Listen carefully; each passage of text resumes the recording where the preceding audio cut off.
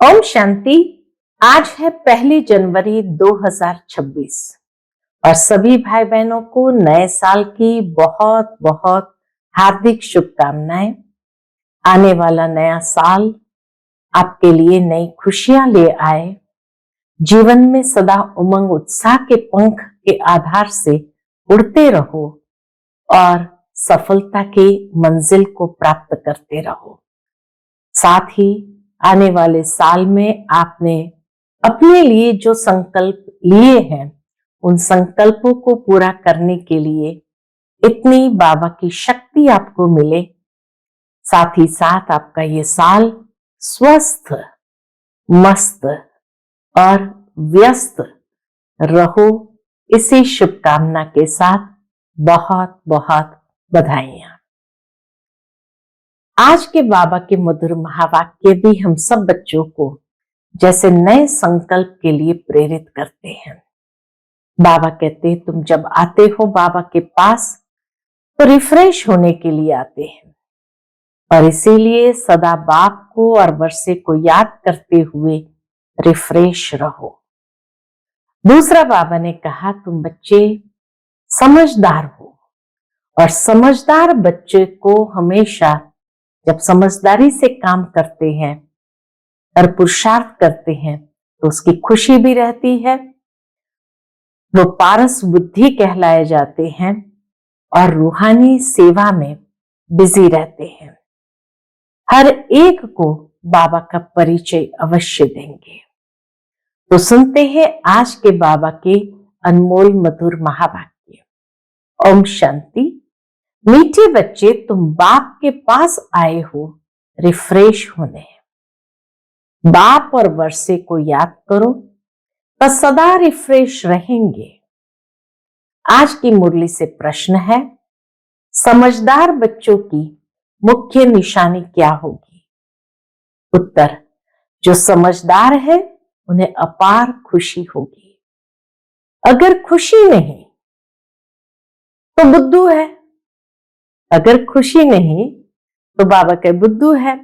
समझदार अर्थात पारस बुद्धि बनने वाले वह दूसरों को भी पारस बुद्धि बनाएंगे।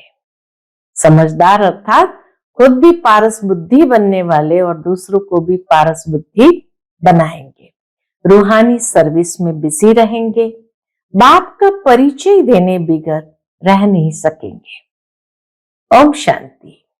बाप बैठ समझाते हैं या दादा भी समझते हैं, क्योंकि बाप बैठ दादा द्वारा समझाते हैं, इसलिए दादा भी समझते हैं। तुम जैसे समझते हो वैसे दादा भी समझते हैं। दादा को भगवान नहीं कहा जाता, यह है भगवान वाच। ये महावाक्य है भगवान वाच, ये दादा के महावाक्य नहीं है, न दादा को भगवान कहा जाता है। बाप मुख्य क्या समझाते हैं? क्या समझाते हैं? बच्चे देही अभिमानी बनो। ये क्यों कहते हैं? क्योंकि अपने को आत्मा समझने से हम पतित पावन परम पिता परमात्मा से पावन बनने वाले हैं। ये बुद्धि में ज्ञान है, सबको समझाना है। पुकारते भी है कि हम पतित हैं। नई दुनिया पावन जरूर ही होगी। नई दुनिया पावन जरूर ही होगी। नई दुनिया बनाने वाला, स्थापन करने वाला बाप है। उनको ही पतित पावन बाबा कह बुलाते हैं। पतित पावन, साथ में उनको बाप कहते हैं। बाप को आत्माएं बुलाती है, शरीर नहीं बुलाएगा। हमारी आत्मा का बाप पारलौकिक है, वही पतित पावन है। यह तो अच्छी रीति याद रहना चाहिए। यह नई दुनिया है या पुरानी दुनिया है, यह समझ तो सकते हैं ना। ऐसे भी बुद्धू है, बाबा कहते हैं ऐसे भी बुद्धू है जो समझते हैं हमको सुख अपार है, हम तो जैसे स्वर्ग में बैठे हैं। परंतु यह भी समझना चाहिए कि कलयुग को कभी स्वर्ग कह नहीं सकते। नाम ही है कलयुग, पुरानी दुनिया। पतित दुनिया, अंतर है ना। मनुष्य की बुद्धि में यह भी नहीं बैठता है, बिल्कुल ही जड़ीभूत अवस्था है। बच्चे नहीं पढ़ते तो कहते हैं ना कि तुम तो पत्थर बुद्धि हो। बाबा भी लिखते हैं तुम्हारे गांव निवासी तो बिल्कुल पत्थर बुद्धि है, समझते नहीं है क्योंकि दूसरों को समझाते नहीं है। खुद पारस बुद्धि बनते हैं तो दूसरों को भी बनाना चाहिए, पुरुषार्थ करना चाहिए, इसमें लज्जा आदि की तो बात ही नहीं है।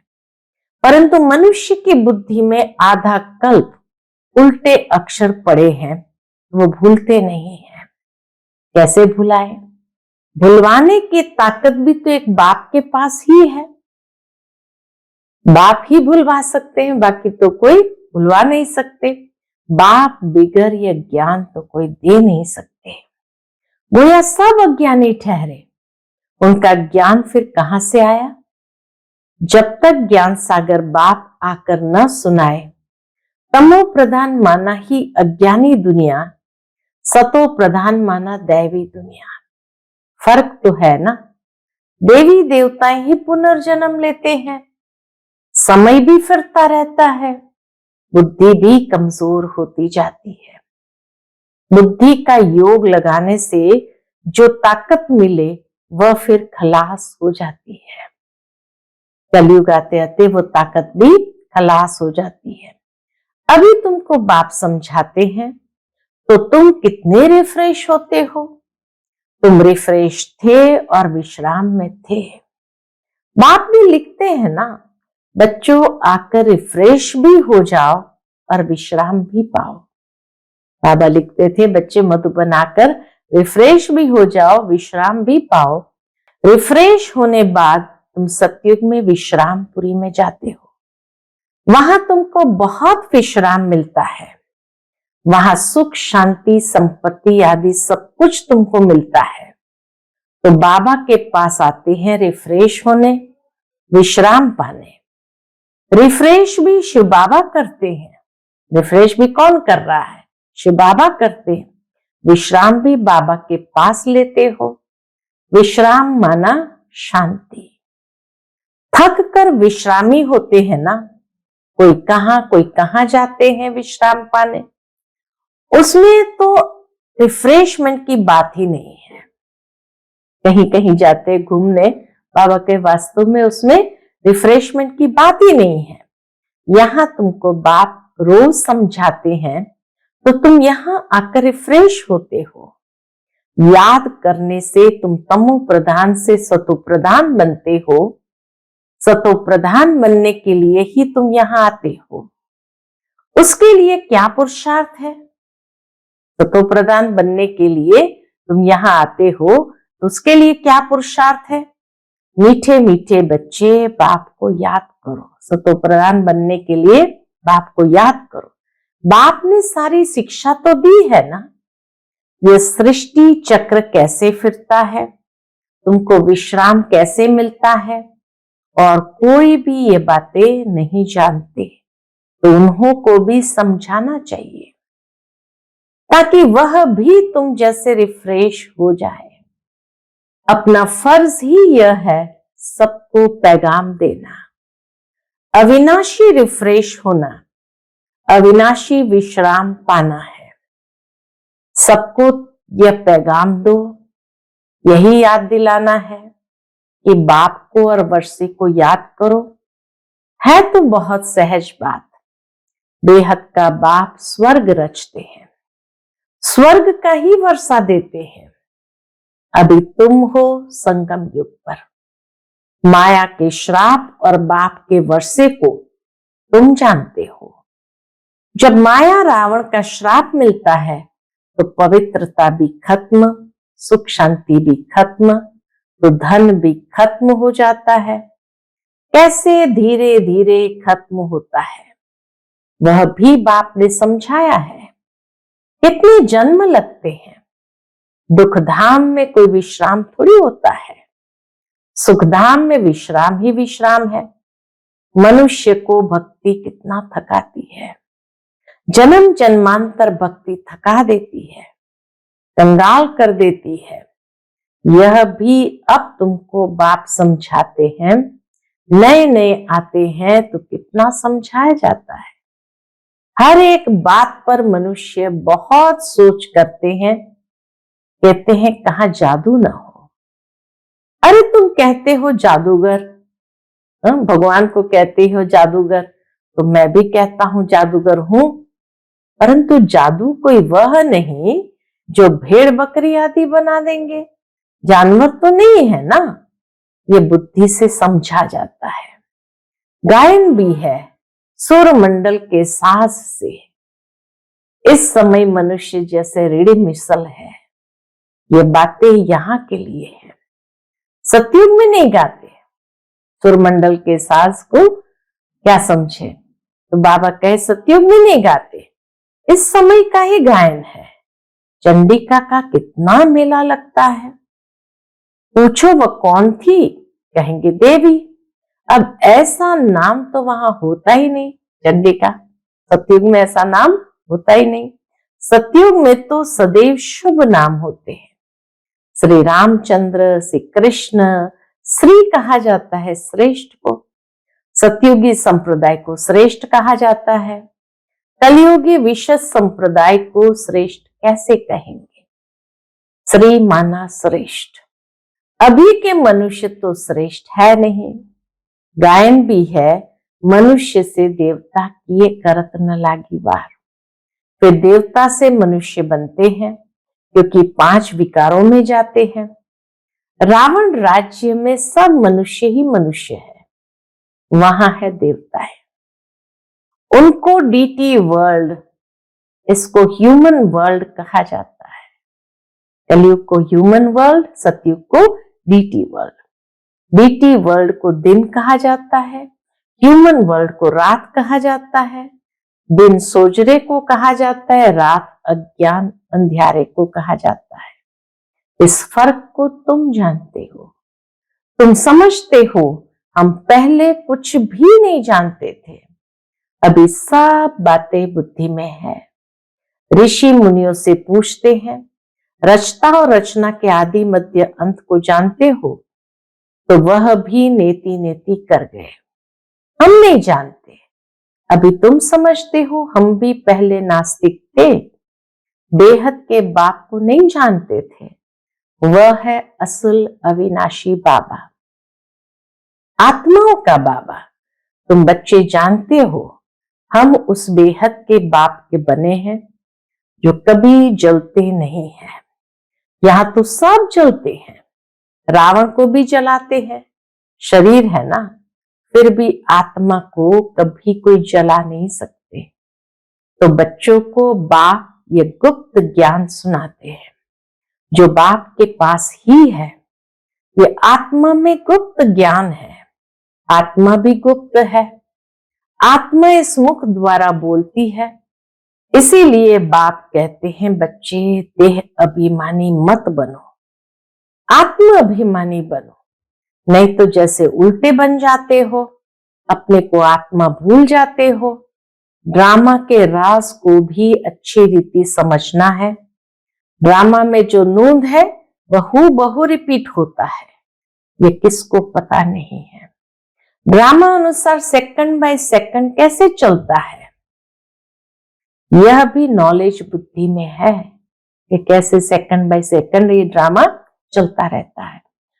आसमान का कोई भी पार नहीं पा सकते हैं, धरती का पा सकते हैं। आकाश सूक्ष्म है, धरती तो स्थूल है, कई चीजों का पार पा नहीं सकते।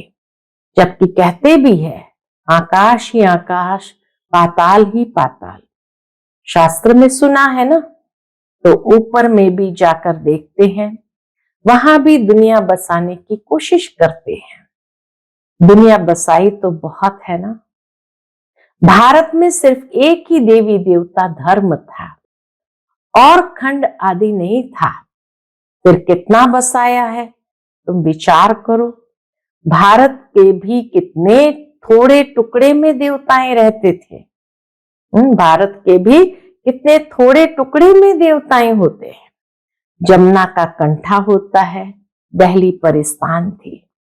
इसको कब्रिस्तान कहा जाता है, जहां अकाले मृत्यु होती रहती है। अमर लोक को परिस्तान कहा जाता है, वहां बहुत नेचुरल ब्यूटी होती है। भारत को वास्तव में परिस्तान कहते थे। यह लक्ष्मी नारायण परिस्तान के मालिक है ना, इतने शोभवान है, सतो प्रधान है ना, नेचुरल ब्यूटी थी। आत्मा भी चमकती रहती है। बच्चों को दिखाया था कृष्ण का जन्म कैसे होता है, सारे कमरे में ही जैसे चमत्कार हो जाता है। तो बाप बच्चों को बैठ समझाते हैं, अभी तुम परिस्तान में जाने के लिए पुरुषार्थ कर रहे हो, नंबरवार तो जरूर चाहिए। एक जैसे सब हो न सके, विचार किया जाता है इतनी छोटी आत्मा कितना बड़ा पार्ट बजाती है। शरीर से आत्मा निकल जाती है तो शरीर का क्या हाल हो जाता है। सारी दुनिया के एक्टर्स वही पार्ट बजाते हैं जो अनादि बना हुआ है। ये सृष्टि भी अनादि है, उसमें हर एक का पार्ट भी अनादि है। उनको तुम वंडरफुल तब कहते हो जबकि जानते हो ये सृष्टि रूपी झाड़ है। बाप इतना अच्छी रीति समझाते हैं ड्रामा में, फिर भी जिसके लिए जितना समय है उतना समझने में समय लेते हैं। बुद्धि में फर्क है ना, आत्मा मन बुद्धि सहित है ना, तो कितना फर्क रहता है। बच्चों को मालूम पड़ता है हमको स्कॉलरशिप लेने की है, तो दिल अंदर खुशी होती है ना। यहां भी अंदर आने से ही एम ऑब्जेक्ट सामने देखने में आती है तो जरूर खुशी होगी ना। अभी तुम जानते हो ये बनने के लिए यहां पढ़ने आए हैं, नहीं तो कभी कोई आ न सके। यह है एम ऑब्जेक्ट। ऐसा कोई स्कूल कहां भी नहीं होगा जहां दूसरे जन्म के एम ऑब्जेक्ट को देख सके। तुम देख रहे हो ये स्वर्ग का मालिक है, हम ही यह बनने वाले हैं। हम अभी संगम युग पर है, न उस राजाए के हैं न इस राजाए के हैं, हम बीच में हैं, जा रहे हैं। केवैया बाप भी है निराकार, बोट आत्मा भी है निराकार। बोट को खींचकर परमधाम में ले जाते हैं। इनकॉर्पोरियल बाप इनकॉर्पोरियल बच्चों को ले जाते हैं, बाप ही बच्चों को साथ में ले जाएंगे। ये चक्र पूरा होता है, फिर हूबहू रिपीट करना है। एक शरीर छोड़ दूसरा लेंगे, छोटा बनकर फिर बड़ा बनेंगे। जैसे आम की गुठली को जमीन में डाल देते हैं तो उनसे फिर आम निकल आएंगे। वह है हद का झाड़, यह मनुष्य सृष्टि रूपी झाड़ है। इनको वैरायटी झाड़ कहा जाता है।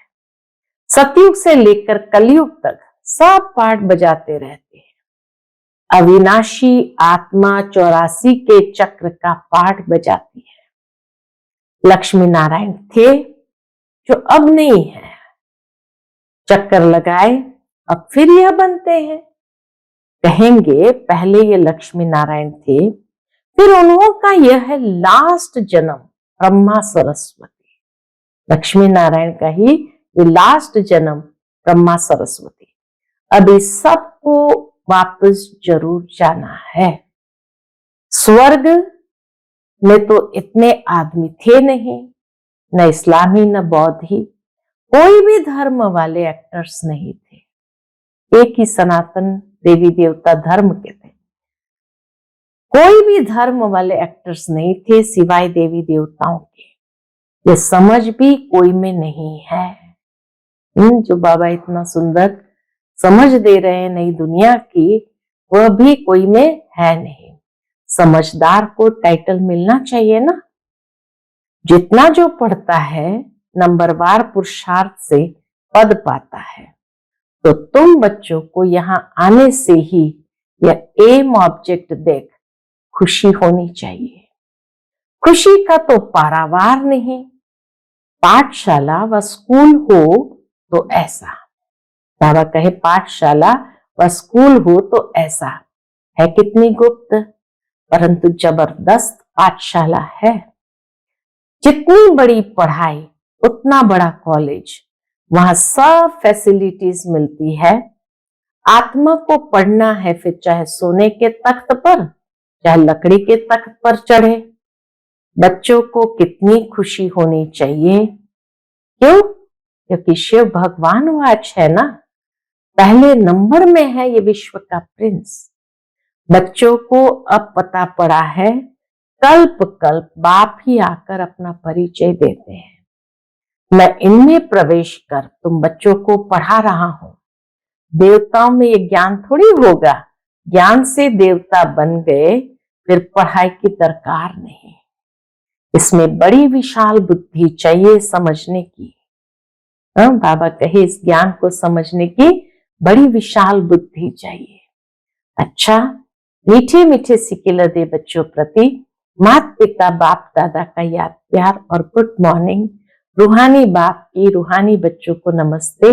हम सब रूहानी बच्चों की रूहानी माता पिता बाप दादा को याद प्यार, गुड मॉर्निंग और नमस्ते।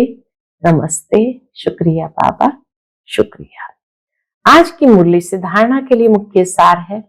पहली पॉइंट, इस पतित दुनिया का बुद्धि से संन्यास कर पुरानी देह और देह के संबंधियों को भूल अपनी बुद्धि बाप और स्वर्ग तरफ लगानी है। दूसरी पॉइंट, अविनाशी विश्राम का अनुभव करने के लिए बाप और वर्षे की स्मृति में रहना है। सबको बाप का पैगाम दे रिफ्रेश करना है। रूहानी सर्विस में लज्जा नहीं करनी है। आज का बाप दादा का मधुर वरदान हम बच्चों के प्रति है, संगठन में एक मत और एक रस स्थिति द्वारा सफलता प्राप्त करने वाले सच्चे स्नेही भव। संगठन में एक मत और एक रस स्थिति द्वारा सफलता प्राप्त करने वाले सच्चे स्नेही भव।